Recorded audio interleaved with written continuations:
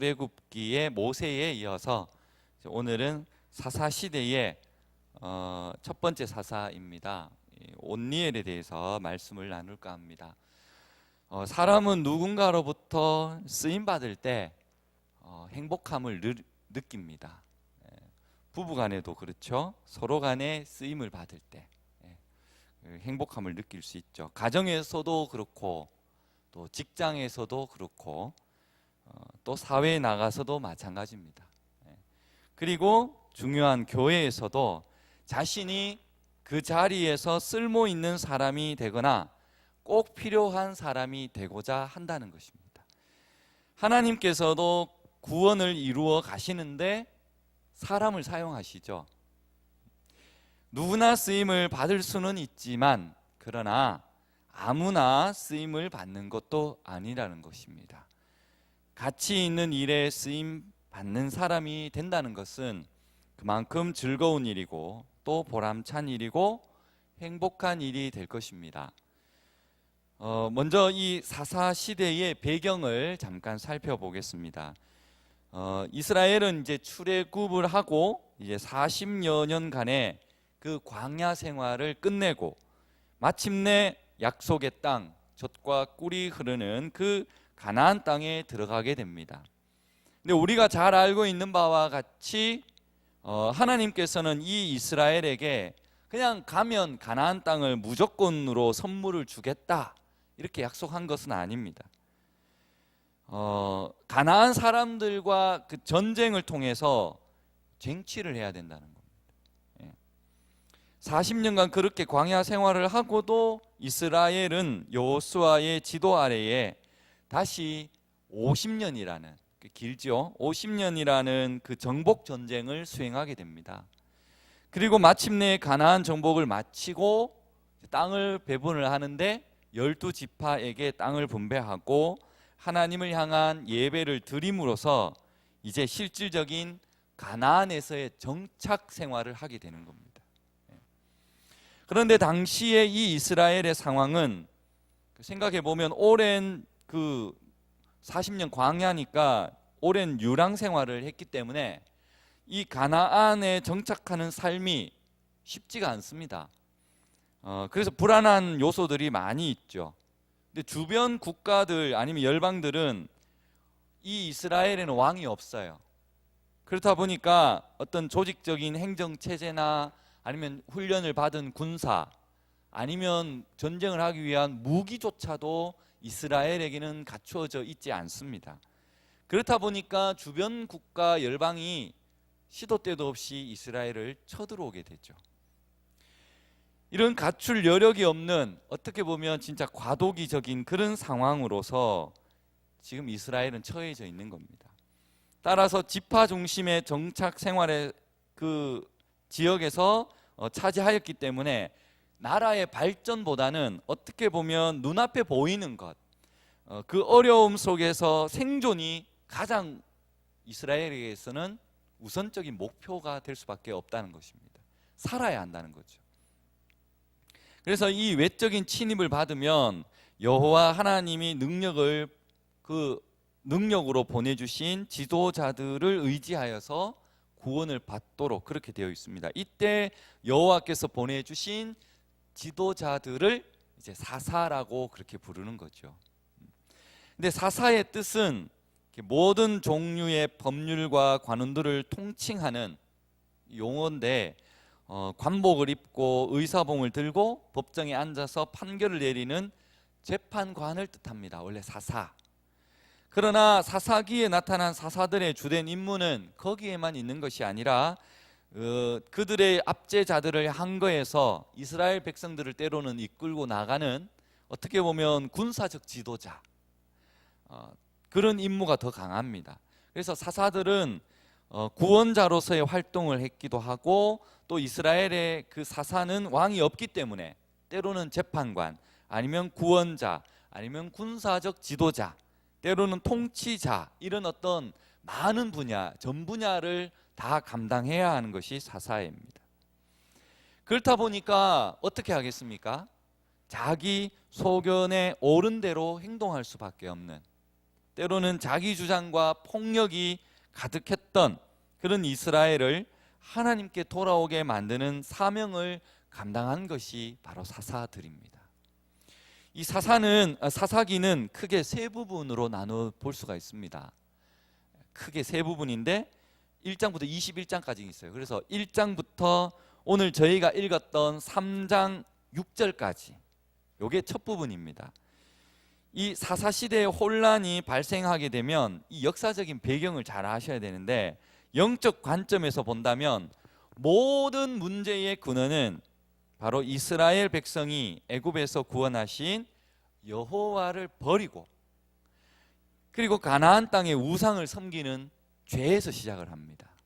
항상 이런 범죄 때문에 하나님께서 이스라엘에게 당연히 심판을 내리겠죠. 재앙을 내립니다.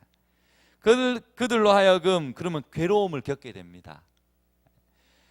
그게 이제 아까 말씀드렸던 이방, 즉 가까이 이웃 나라들이 쳐들어오는 거예요. 못 살게 구는 겁니다.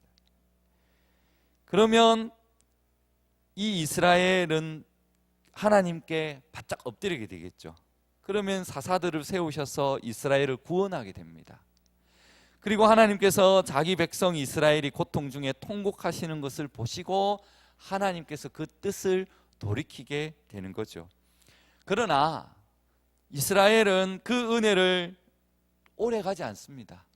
또 금방 다 잊어버리고 더욱 죄를 짓는 그런 악순환이 계속되고 있습니다. 죄에서 시작해서 죄 때문에 고난을 받고 그 고난 때문에 하나님께 부르짖는 회개가 오고 그 회개로 인해서 죄를 깨달으면 다시 하나님은 구원의 은혜를 베푸시는 거예요. 그리고 또다시 원래의 죄를 또 범하게 되고 이 4단계의 순환을 계속 돌아가는 것이 사사기의 특징입니다. 죄, 고난, 회개, 구원, 또 죄로 돌아갑니다. 이것이 우리에게는 정말 중요한 교훈을 주시는 말씀입니다. 여호와께서는 자기 백성을 징계하기 위해서 이 이방의 박해를 도구로 사용했다는 겁니다. 이로 인해서 자기 백성들이 울부짖을 때 하나님께서는 구원자를 세우시는 방법으로 이스라엘에게 자신의 그 왕권을 유지하고 또 하나님의 왕국이 멸망하지 않도록 보호하셔야 해요. 이러한 죄와 고난과 회개와 구원이 반복되는 과정에서도 여호와 그 언약의 신실함이 변함이 없다는 것을 우리는 봐야 합니다. 그 두 번째 부분은 이제 저희가 오늘 읽었던 3장 7절부터 16장까지입니다. 여기에 보면 이제 많은 사사들이 나옵니다. 책 성경에는 12사사가 나오는데 대사사라고 하면 뭐 오늘 저희가 읽은 온니엘, 에훗, 그리고 드보라, 기드온, 입다, 삼손, 그리고 소사사라고도 하는데 삼갈, 돌라, 야일, 입산, 그리고 엘론, 압돈, 이런 사사들의 활동이 기록된 것이 16장까지이고요. 그리고 이제 마지막으로 17장부터 24장까지는 어떻게 보면 이제 종교적 아니면 도덕적으로 이 혼란을 느끼게 하는 그냥 몇 가지 일화가 소개되는 것이 이 사사 시대의 마감이 됩니다. 이러한 것으로 이제 종합해 볼 때 이 사사기의 주제가 뭘까라고 생각하면 그것은 바로 하나님의 주권 사상입니다. 특별히 하나님과의 통치에 대한 이스라엘 백성의 그 고백과 순종이 핵심입니다. 말씀을 떠난 그릇된 모든 영역의 타협에는 치명적인 결과가 있기 마련입니다. 그 결과가 뭐냐 하면 사사기 2장 3절인데요. 그러므로 내가 또 말하기를 내가 그들을 너희 앞에서 쫓아내지 아니하리니 그들이 너희 옆구리에 가시가 될 것이며 그들의 신들이 너희에게 올무가 되리라. 이렇게 기록되어 있습니다. 이게 무슨 말이냐면 오늘날 우리 성도들의 삶에도 마찬가지입니다. 하나님의 그 소명을 따라 세상과 거룩한 그 영적 전쟁에서 하나님의 언약을 망각하고 눈에 보이는 그냥 편의 아니면 그 안락한 그런 삶을 따라서 그냥 적당하게 죄와 타협하고 그렇게 산다면 세상은 우리가 다스려야 할 곳이 아니라 바로 옆구리에 가시가 되고 아니면 우리가 섬기는 그 우상의 올무가 된다. 그렇게 교훈해 주고 있는 것입니다. 또 한 가지 더 생각해 볼 것은 하나님의 은혜로 이 이스라엘이 구원을 받고 평안을 누리고 있어요. 누리고 있지만 애초에 죄 때문에 그들을 이방인의 손에 넘겨주신 분도 여호와이십니다. 여호와는 그러면 어떻게 보면 병도 주고 약도 주는 그런 하나님이시죠. 그것은 주의 백성들은 여호와의 언약을 맺었기 때문에 그 언약이 유효한 그들의 삶에는 임하는 축복도 때로는 저주도 모두 하나님으로부터 온다는 것입니다. 언약을 맺었다는 것은 관계를 말하는 겁니다. 혼자 언약을 맺을 수 없잖아요. 반드시 계약이라는 것은 상대방이 있기 마련입니다. 그 관계에서 좋은 일만 있어야 하지만 때로는 나쁜 일도 감수해야 한다는 겁니다. 하나님께서 시내산에서 이스라엘과 언약을 맺었을 때 언약을 잘 이행하면 복을 준다고 했습니다. 근데 그것만 있는 게 아닙니다. 그 언약을 잘 이행하지 못하고 위반할 경우에는 반드시 저주가 임한다라는 내용도 함께 들어가 있습니다. 그렇기 때문에 이스라엘이 당하는 고통과 핍박은 하나님께서 그들에게 직접 내리시는 심판이 된다는 것입니다. 이제 본문에 나오는 이제 온니엘을 말씀드릴까 합니다. 이 온니엘은 유다 지파 사람입니다. 사사기가 이 이스라엘의 12지파 중 가장 유력한 지파에 속한 사람의 이야기로 시작을 합니다. 그러니까 사사기 1장 1절 2절에 보면 이스라엘을 대표해서 가장 먼저 가나안 사람들과 싸우러 올라간 지파가 유다 지파입니다. 이 온니엘은 사사기에서 언급하는 최초의 사사라면서 동시에 가장 모범적인 사사입니다. 그것은 그가 사사들 중에 가장 훌륭한 사람 중에 한 사람이고 또 훌륭한 모델이 된다는 겁니다. 오늘 본문을 통해서 하나님께 쓰임받은 이 사사 온니엘에 대해서 몇 가지 살펴볼 텐데, 먼저 7절 말씀입니다. 7절에 보면 이스라엘 자손이 여호와의 목전에 악을 행하여 자기들의 하나님 여호와를 잊어버리고 바알들과 아세라들을 섬겼다, 이렇게 기록합니다. 그러니까 여기에서 이스라엘이 하나님을 잊어버렸다라고 기록하였지만 사실은 이스라엘이 그냥 잠깐 망각을 해서 잊어버린 그런 뜻이 아니라 아예 의도적으로 하나님을 무시하고 등을 돌렸다는 겁니다. 여기에 이스라엘이 바로 죄가 만연한 것을 알려주시는 것이죠. 사사기에 가장 자주 등장하는 말이 여호와의 목전에서 악을 행하였다. 목전에서 악을 행하였으니까 망각한 것이 아니라 의도적인 죄악이 다분하다는 것입니다. 이것이 6번 나옵니다. 이 말씀은 6차례 나오는 것이 아니라 그러면 이에 대한 벌을 받아야 되는데, 이스라엘이 행한 악한 일에 대한 보응으로 여호와께서 이스라엘 백성들에게 분노하셔서 그들을 원수의 손에 넘겨주셨다. 이것도 6번이나 나옵니다. 이스라엘 백성들은 이렇게 하나님과의 언약 그 의무를 하나님이 파괴한 것이 아니라 인간, 즉 이스라엘 백성들이 먼저 언약을 파괴하는 것이죠. 이렇게 되면 당연히 따라오는 것이 있습니다. 그것이 바로 하나님의 진노 아니면 하나님의 심판입니다. 언약 파괴의 책임을 져야 하죠. 그 진노의 결과가 8절에 나옵니다.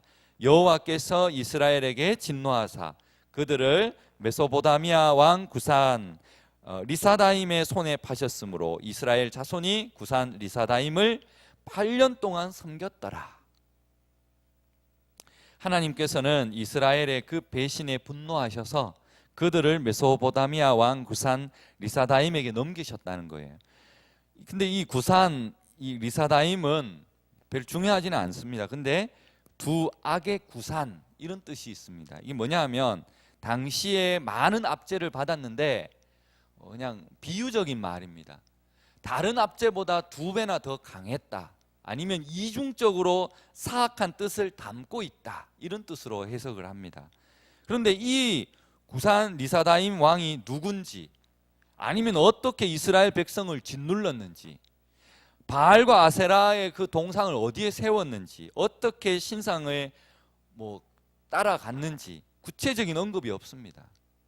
이러한 세부적인 요인들을 제공하지 않는 것은, 그러니까 우리들로 하여금, 아니면 독자들로 하여금 이 사건의 그 자세한 배경은 중요하지 않다는 겁니다. 그것은 앞에서 말씀드렸듯이 이 사사 온니엘이 나머지 사사들의 이야기를 묘사해 나가는 바로 본보기가 되기 때문입니다. 그리고 시범 사례로 삼고자 하기 때문에 그러한 내용보다는 온니엘의 그 행함이 더 중요하다는 것을 말씀해 주죠. 근데 다만 확실한 한 가지가 있어요. 그게 뭐냐면 9절입니다. 이스라엘 자손이 여호와께 부르짖음에, 여호와께서 이스라엘 자손을 위하여 한 구원자를 세워 그들을 구원하게 하시니 그는 곧 갈렙의 아우 그나스의 아들 온니엘이라.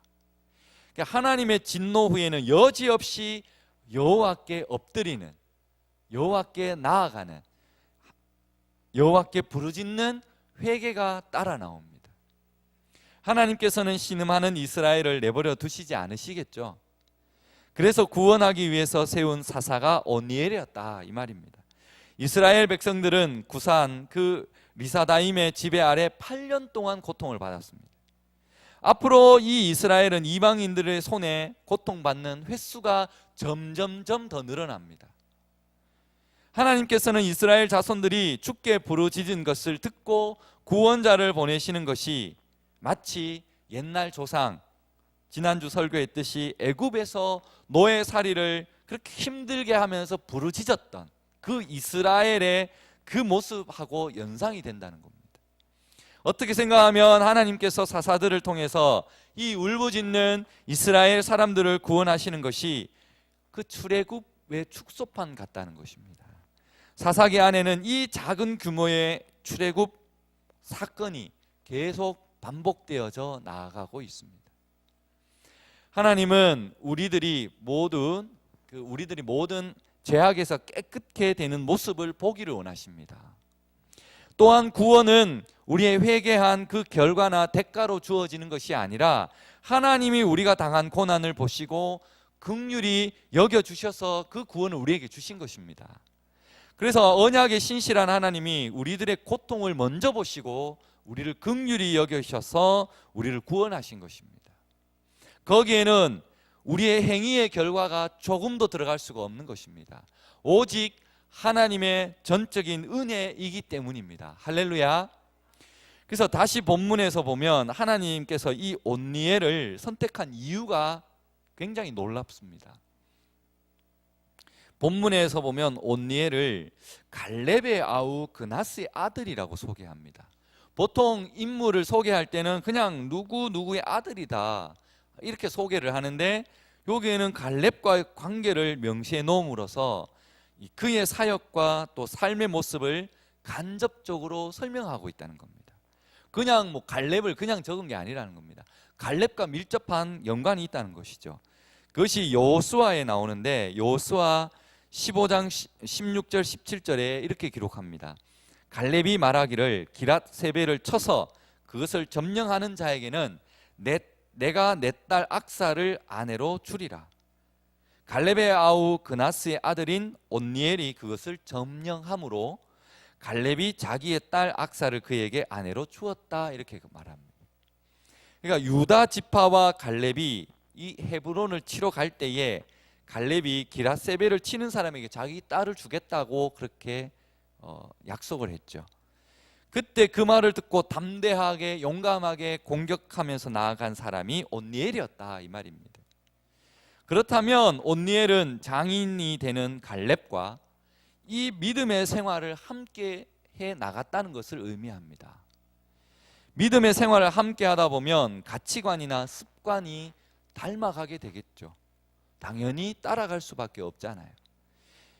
갈렙이 어떤 사람이냐면 신명기 1장 36절에 이렇게 말합니다.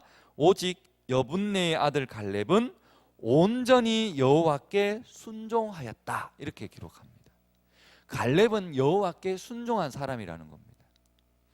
이것으로 볼 때 그 후손들이 갈렙의 순종하는 믿음을 통해서 복을 받았다라는 것을 암시해 주고 있고, 또한 갈렙을 칭하는 다른 또 명칭이 있는데 믿음으로 순종한 사람 이렇게 되어 있어요. 가장 특징적인 거죠. 이 순종의 사람과 함께 했던 온니엘 역시 갈렙과 함께 순종의 삶을 살 수밖에 없지 않았을까? 당연한 것 아니겠습니까? 하나님께서 쓰시는 사람의 공통점이 하나 있는데 그것을 다 조사해 보면 다 같이 순종의 사람이었습니다. 우리가 하나님의 뜻을 다 알 수는 없습니다. 그러나 하나님께서 우리에게 베푸신 사랑과 행하신 일들을 바라보며 그 하나님을 신뢰하고 그 하나님의 말씀을 쫓아서 온전히 순종하고 한 걸음 한 걸음 나아갈 때 그 주님은 우리 앞에 놓인 때로는 홍해도 갈라주시고 때로는 요단강도 갈라주신다는 것을 우리는 믿음으로 고백합니다. 사회에도 마찬가지 아닙니까? 회사에서도 필요한 사람을 구할 때 물론 능력도 중요합니다. 능력도 있어야 되죠. 그러나 능력보다는 순종하는 것이 때로는 더 중요합니다. 왜냐하면 회사 의견에 사사건건 막 따지는, 때로는 뭐 하나 시켰는데 그거 막 따지고 거역하는 사람 누가 쓰겠습니까? 당연히 순종하는 사람을 쓰겠죠.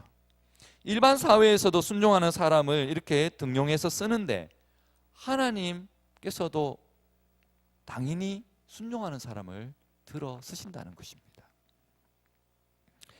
사무엘상 15장 22절 아시죠? 사무엘은 불순종한 이 사울에게 이렇게 말합니다. 여호와께서 번제와 다른 제사를 그의 목소리를 청종하는 것을 좋아하심과 같이 좋아하시겠나이까? 순종이 제사보다 낫고 듣는 것이 순양의 기름보다 나으니 이렇게 기록하잖아요. 사울은 하나님의 말씀에 온전한 순종을 하지 않았기 때문에 여호와로부터 버림을 받았습니다. 순종이 제사보다 낫다고 했습니다. 온전히 순종하지 않는 것은 하나님의 말씀을 거역하는 죄를 범한 것과 같습니다. 우리 주 예수 그리스도를 따르는 일에 제일 중요한 것이 바로 순종임을 믿습니다. 또 누가복음 5장 4절에서 7절에 주님께서 시몬에게 깊은 데로 가서 그물을 내리라고 했을 때 베드로가 밤이 맞도록 수고했지만 잡은 것이 없지만 내가 예수님의 말씀에 의지하여 그물을 내리겠습니다. 그랬더니 그물이 찢어질 정도로 고기를 잡았지 않습니까? 범사에 우리 모두 순종하시기를 부탁드립니다. 그러면 하나님이 당연히 여러분들을 쓰실 것입니다. 하나님은 순종하는 사람들을 통해 기적을 나타내시기도 하시지만 구원을 베푸시기도 하시고요. 또한 하나님의 역사를 이루어 가신다는 것입니다. 이제 오늘 본문의 핵심 구절인 10절입니다. 10절 여호와의 영이 그에게 임하셨으므로 그가 이스라엘의 사사가 되어 나가서 싸울 때에 여호와께서 메소포다미아 왕 구산 리사다임을 그의 손에 넘겨주심에 온니엘의 손이 구산 리사다임을 이기니라. 우리가 첫 번째 이 사사 온니엘의 이야기에 주목해야 할 중요한 초점은 바로 진정한 구원자는 온니엘이 아니라 여호와이시다는 것입니다. 왜냐하면 하나님께서 이 백성들의 울부짖음을 들으시고 온니엘을 세우셨어요. 그러면 이스라엘을 해방시킨 일은 결코 온니엘의 그 자신의 힘으로 이루어낸 것이 아닙니다. 물론 여호수아서에 보면 온니엘은 대단히 용맹한 장수라고 나와 있습니다. 그러나 용감하고 용맹한 장수라도 이 구산 리사다임의 억압을 8년 동안 지켜보아야만 했습니다. 8년 동안 온니엘이 한 것이 아무것도 없다는 겁니다. 만약 그가 스스로 해결할 수 있었던 그런 문제였다면 8년 동안 기다릴 이유가 없는 겁니다. 당장 가서 해결을 했었어야죠. 이방인의 압박이 8년 동안 지속될 다음에 비로소 하나님께서 이스라엘을 구원하고자 작정하시고 억압으로부터 해방을 풀어주시기 위해서 하나님이 온니엘에게 영을 부어주셨다는 것입니다. 그리고 그 다음에 온니엘이 전쟁터로 나아갔죠. 물론 하나님께서는 온니엘을 통해 역사하시지 않고 직접 기적을 베풀어서 이스라엘을 구원할 수도 있습니다. 그러나 특별한 상황을 제외하고는 반드시 하나님께서는 사람을 통해서 역사하고 계신다는 것을 믿으시기 바랍니다. 하나님은 특히 성령의 사람을 들어 쓰십니다. 초대교회가 교회를 섬길 사람을 선출할 때도 가장 먼저 언급한 것이 성령 충만한 사람입니다.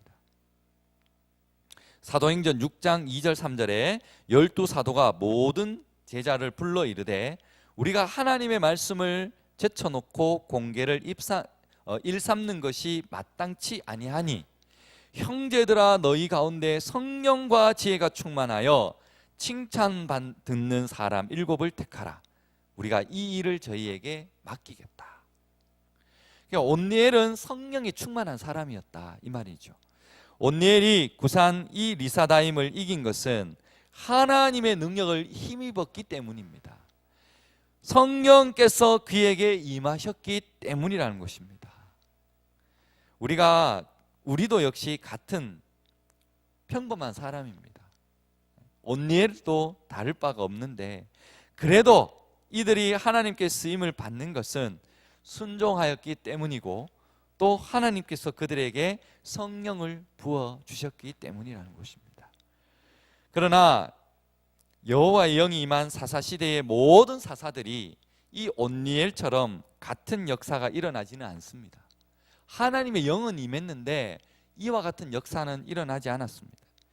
이후 등장하는 기드온을 보시면 여호와의 영을 받았음에도 불구하고 그가 일을 행하기 전에 하나님을 2차례나 시험하였고 하나님을 향한 전적인 신뢰하는 대신 의심하는 모습을 먼저 보여주었습니다. 또 여호와의 영이 입다에게 임했을 때도 그의 비극적인 서원을 통해서 여호와의 영이 충만한 결과를 초래하지는 못했습니다.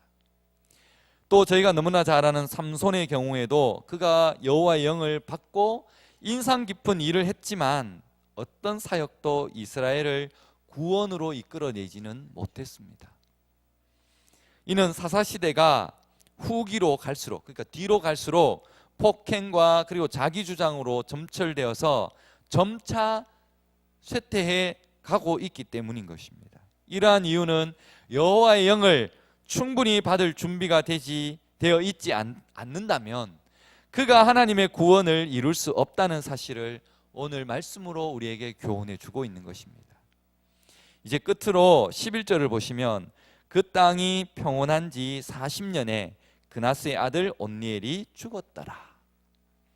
우리가 새로운 것을 회복하는 것도 어렵지만 그것을 끝까지 유지해 나가는 것도 매우 어렵습니다. 우리에게 주어진 행복을 유지하는 일은 정말 어려운 일 아니겠습니까?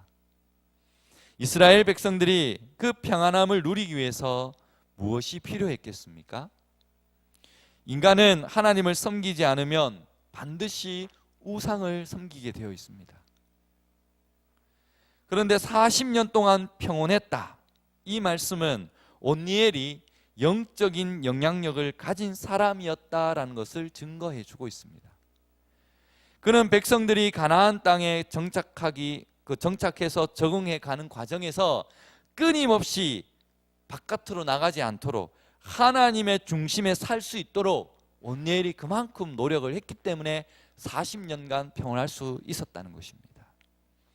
영적 리더십이라는 말이 있습니다. 이것은 하나님과 자신이 그 관계를 가지면서 하나님께서 원하시는 일을 이룰 수 있도록 다른 사람 또는 백성들을 이끌어가는 그러한 힘을 영적 리더십이라 그렇게 얘기하죠. 이스라엘 그 사람들은 원래 유목민족입니다. 처음 가나안에 들어가서 정착할 때 자신들은 유목민족이니까 텐트 치는 일에는 전문가지만 농사 짓는 일에는 문외한입니다.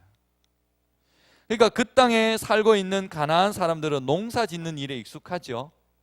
그러면 가나안 사람들이 당연히 섬기는 그 바알과 아세라는 농사에 직접 관련된 신들입니다.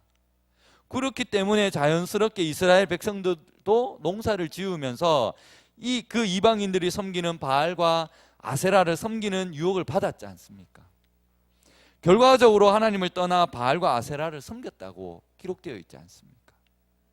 이때 온니엘이 가르쳐 준 것이 무엇입니까?